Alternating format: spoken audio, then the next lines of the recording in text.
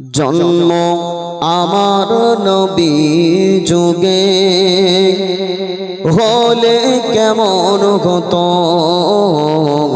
জন্ম আমার নবী যুগে হলে কেমন হতো,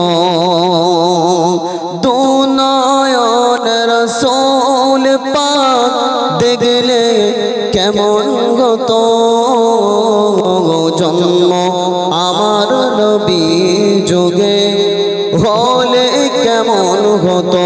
জোরে বলবেন না সুবহানাল্লাহ।